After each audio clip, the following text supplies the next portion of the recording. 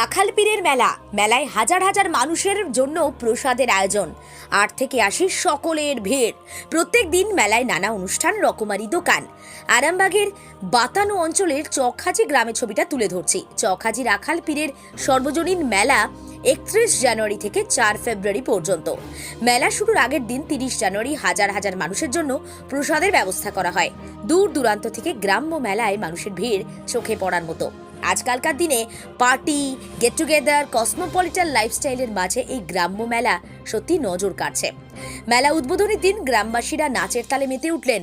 বাড়ির গৃহবধূ, বৃদ্ধ বৃদ্ধা সকলেই সামিল। সেই মেলার ছবিটাই আমরা তুলে ধরলাম আপনাদের সামনে। আর উদ্যোক্তারা কি বলছেন দেখুন নিউজ বাংলাদেশা।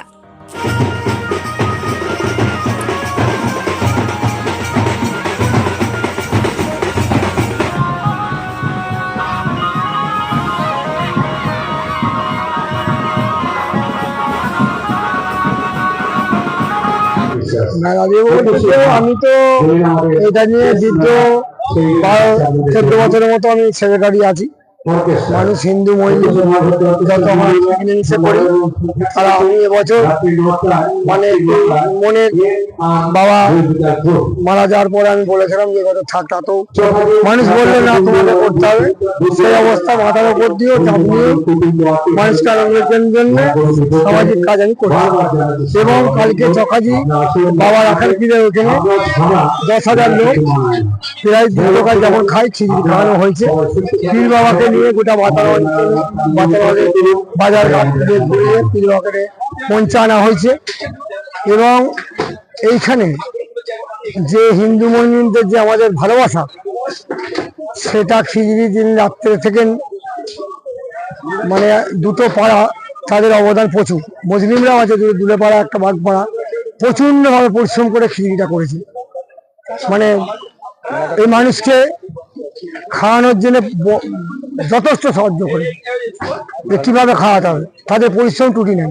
এবং আমি সেই জন্য তাদের কাছে কৃতজ্ঞ। আমি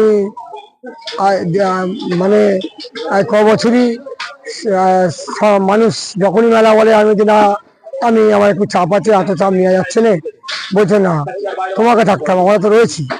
সেই জন্য সবাইকে মাথা ঠান্ডা করে মেলা করি। এই মেলা আমার পিসার মেলা দীর্ঘকালে থাকুক, সেটা আমি। মেলাটা তো প্রায় ৫০-এর মতো, ৩৫ বছর আগে মাঠে ছিল।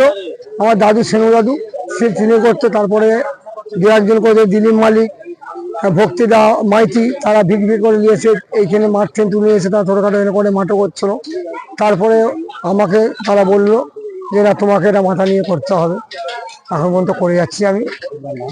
আমার নাম কাঞ্চন।